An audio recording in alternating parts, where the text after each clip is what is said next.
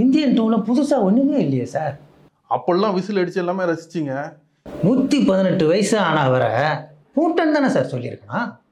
போலி பாஸ்போர்ட்டை வச்சுக்கிட்டு அந்த நாட்டையும் எந்த நாட்டையும் ஏமாற்றிட்டு வராருல. இன்னொரு அரை மணி நேரம் கதை காமிக்கணும், அதெல்லாம் ஒத்துப்பீங்களா? ஏஆர் ரஹ்மானையும் அனிருத்தையும் கம்பேர் பண்ணா அனிருத் வந்து ஃபார் பெட்டர். தாத்தா வராரு, பதற விட போறாரு, கதற விட போறாரு, விரல விட போறாரு. சின்னாங்க சின்னாங்க சின்னாங்க சின்னாங்க. Hi, I am public, mister public. இன்றைக்கி பப்ளிக் கிட்ட இருக்கிற ஒரே கொஸ்டின் என்னென்னா, இந்த இந்தியன் டூ படம் எதுக்காக எடுத்தாங்க? இதை யார்கிட்ட கேட்குறது? கரெக்ட், டைரக்டர்கிட்ட தானே கேட்கணும். கேட்போமா? வணக்கம் சார். வணக்கம் சார், நீங்கள் தாத்தா ஆகிட்டீங்களா? என் பொண்ணு மாத்திரம் மனசு வச்சுருந்தானா இந்நேரம் தாத்தா இருப்பேன். ஆனால் அவள் என்ன ஸ்டேஜில் பாடுறேன்னு சொல்லிட்டு என் மானத்தை வாங்கிட்டு இருக்கா. அப்படின்னா ஒரு மனுஷன் எந்த வயசில் தாத்தா ஆகலாம் சார்? என்ன ஒரு 55-60 வயசில் தாத்தா ஆவான். ஆமாம், அதை பற்றி ஏன் நீங்கள் கேட்குறீங்க? படத்தில் 118 வயசு ஆன அவரை தாத்தான்னு சொல்கிறீங்களே, கூட்டம் தானே சார் சொல்லியிருக்கணும். அது ஒன்றும் இல்லை சார். இப்போ எனக்கு தாத்தான்னு சொல்லி நான் ஃபீல் பண்ணி எடுத்துட்டேன் படத்தை. அதுக்காக நீ ஒன்றும் தப்பாக நினைக்காதீங்க. இப்போ ஆடியன்ஸ் எல்லாருமே ஒரு வயசில் இருப்பாங்க. என்றைக்கோ ஒரு நாள் 60 வயசு ஆவாங்க, தாத்தா ஆவாங்கல்ல. அன்னைக்கு இந்த படத்தை பார்த்தா அவன் தாத்தான்னு யோசிச்சு போகிறான். சார், மீன் மார்க்கெட்டில் மீன் வயிற்றுக்குள்ளே கோழி குண்டை வச்சு மீனை அதிக விலைக்கு விற்கிறாங்க இல்லையா? இது தப்புங்கிறீங்க. போலி பாஸ்போர்ட்டை வச்சுக்கிட்டு அந்த நாட்டையும் எந்த நாட்டையும் ஏமாற்றிட்டு வராருல, இது மட்டும் தப்பு இல்லையா சார்?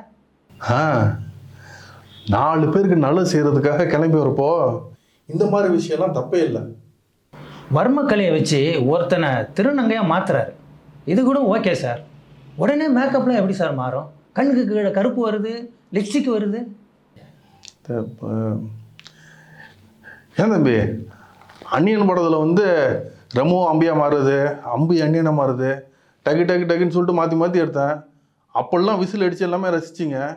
இப்போ மாத்திரம் வந்து என்ன தம்பி கேள்வி கேட்டுருக்கீங்க?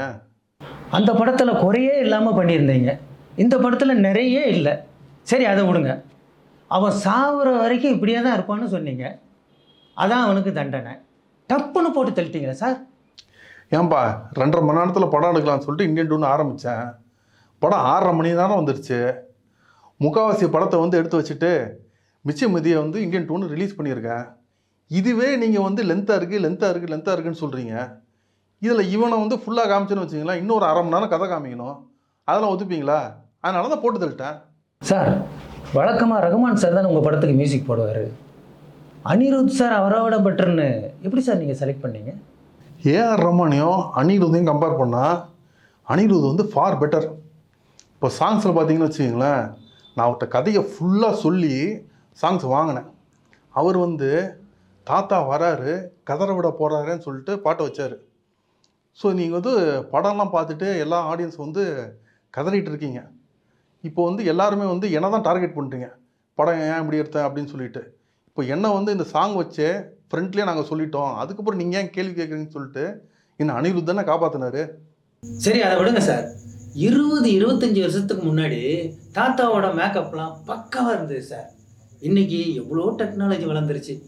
இப்போ பார்த்தீங்கன்னா இந்த என்ன தெருக்கூத்தில் சாம்பலை அப்பிக்கிட்டு வந்த மாதிரி மேக்கப் இருக்குது சார்.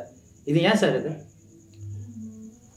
சார் கொஞ்சம் நல்லா புரிஞ்சுங்க சார். நீங்கள் ஃபஸ்ட்டு படத்தை வந்து தெளிவாகவே பார்க்க மாட்டேங்கிறீங்க. இப்போது அனிருத் வச்சு தெளிவாக ஆடியன்ஸை சொன்னேன்னா தாத்தா வராரு, கதற விட போகிறாருன்னு சொல்லிட்டு, அதே மாதிரி படத்தில் பாபி சிம்மா வச்சு தெளிவாக சொல்லிட்டேன் சார். படம் ஸ்டார்டிங்லேயே வந்து மேக்கப் விஷயம் அது வந்து சரியாக நிற்காது, எல்லாமே பாபி சிம்மா சொன்னாரா இல்லையா? அப்போ புரிஞ்சுக்கணும் சார் நீங்கள். இப்போ நான் என்ன சொல்ல வரேன்னா, இல்லை கடைசியில் சொல்கிறேன் சார். மொத்த கூட்டமே படம் பார்க்க வந்தது இந்தியன் தாத்தாவுக்காக தான். நீங்கள் என்னன்னா இந்தியன் தாத்தாவை விட்டுட்டு ஏகப்பட்ட கெட்ட போட்டு அவருக்கு, அதாவது இப்போ ஒரு படத்தில் பார்த்தீங்கன்னா வடிவேல் நிறைய கெட்ட போட்டு வந்திருப்பார், மண்டை மேலே கொண்டேன்னு சொல்லி அவரை கண்டுபிடிச்சிருவாங்க. அந்த மாதிரி ஆரம்பத்திலே பார்த்தீங்கன்னா ஃபஸ்ட்டு சீன்லேயே பாவி சிங்கா இந்தியன் தாத்தாவை கண்டுபிடிச்சிடுறாரு. ஆனால் அதில் வேறு கெட்டப்பில் இருப்பார். ஸோ இத்தனை கெட்டப்பு தேவையா சார்? இத்தனை கெட்டப் போட்டு இந்தியன் 2 வந்து இந்தியன் 1 மாதிரி இருக்குன்னு சொல்கிறீங்க. கொஞ்சம் யோசித்து பாருங்க. அதே கெட்டப் போட்டிருந்தேன்னு வச்சுக்கிங்களேன், இந்தியன் 1ல் இருக்க ஷார்ட்டை தான் தூக்கி சிஜியில் வச்சேன், கமல்ஹாசன் வந்து நடிக்கவே இல்லைன்னு சொல்லி கலாச்சிருப்பீங்க. கலையை முளையிலேயே கிள்ளி எறியணும்னு அந்த படத்தில் சொன்னீங்க. இதில் கலையை நல்லா வளர்ந்து முற்றின பிறகு அதை வேரோட சாய்க்கணுன்ட்டு நான் வெயிட் பண்ணிட்டு இருக்கேன்னு சொல்கிறீங்களே, இது எந்த விதத்தில் சார் நியாயம்? ஓ, அது இன்னும் ஞாபகம் வச்சுருக்கீங்களா? 28 வருஷம் ஆச்சு, நீங்கள் மறந்துருப்பீங்கன்னு பார்த்தேனே. சரி, நாமளே மறந்துட்டோம். அட்லீஸ்ட் எடுக்கிற முன்னாடி ஒரு தடவை படம் பார்த்துருக்கணும், மிஸ் பண்ணிட்டோம். இந்தியன் 2ல் புதுசாக ஒன்றுமே இல்லையே சார். இந்தியன் 1ல் இருக்க காட்சியெல்லாம் அப்படியே உல்ட்டா பண்ணி வச்சுருக்கீங்க. நீங்கள் சரியாக பார்க்கலான்னு நினைக்கிறேன். எதுவும் மாறலையே, கம்பேக் இந்தியன் பாட்டிலே தெளிவாக போட்டேன், கம்பேக் இந்தியன்னு. அப்போ இந்தியன் 1ல் இருக்கிறது தானே இந்தியன் 2ல் இருக்கும். தெளிவாக சொல்லிவிட்டு அதுக்கப்புறம் எதாவது கேள்வின்னு சொல்லி கேட்டுட்ருக்கீங்க. சார், ஒருத்தன் குதிரை மாதிரி தாவி தாவி ஓடுறான், எதுலேயுமே அடிபடாமல் கரெக்டாக போய் பிரிட்ஜ் மேலேருந்து எப்படி சார் குதிக்கிறான்? நீங்கள் ஆடியன்ஸ் என்ன எதிர்பார்த்தீங்க? போயிட்டு ஒரு ஆட்டோவில் அடிச்சிருவான், இல்லை காரில் அடிச்சிருவான், பஸ்ஸில் அடித்து இறந்துருவான் தானே எதிர்பார்த்தீங்க? நீங்கள் எதிர்பார்க்காத விஷயத்தை வைக்கிறதுக்கு தான் நான் இருக்கேன். அதனால தான் அவனை ஓடி போய் அப்போ கூட கிளைமேக்ஸில் பாருங்கள், வாயிலேருந்து ரத்தம் வர மாதிரி கொண்டு வந்து நீங்கள் ரத்தம் கைக்கு செட்டு தான் சாவான்னு நினச்சிருப்பீங்க. அங்கேருந்து குதிக்க வச்சேன் பார்த்தீங்களா, அங்கே தான் நிற்கிறேன் நான். சார், கடைசியாக ஒரே ஒரு கேள்வி சார். படத்தில் ஹீரோனா என்ன பண்ணலாம் சார்? அதுக்காக எந்த விதமான ப்ராக்டிஸும் இல்லாமல் ஒத்தவியல் சைக்கிளை வச்சுக்கிட்டு 1 மணி நேரமாக படத்தை ஓட்டியிருக்கீங்களே, இது எப்படி சார் இது? நீங்கள் ஆரம்பத்துலேருந்தே படத்தை சரியாக பார்க்காம கேள்வி கேட்டுட்ருக்கீங்க. அவர் வந்து அந்த சைக்கிள் ஓட்டும் போது ஃபஸ்ட்டு அன்பேலன்ஸில் தான் ஓட்டுவார், அதுக்கப்புறம் தான் தெளிவாக ஓட்டுவார். உங்களுக்கு எதாவது டவுட் இருந்தால் படத்தை இன்னொரு முறை பாருங்கள். மறுபடியுமா? தாத்தா வராரு. பார்ட் 1 ஃப்ளைட் ஆக்சிடென்ட் தாத்தா போயிருந்தாருன்னா பார்ட் 2 வந்திருக்காது, நாமளும் தப்பிச்சிருந்துருக்கலாம். கதிரை விட போறாரு.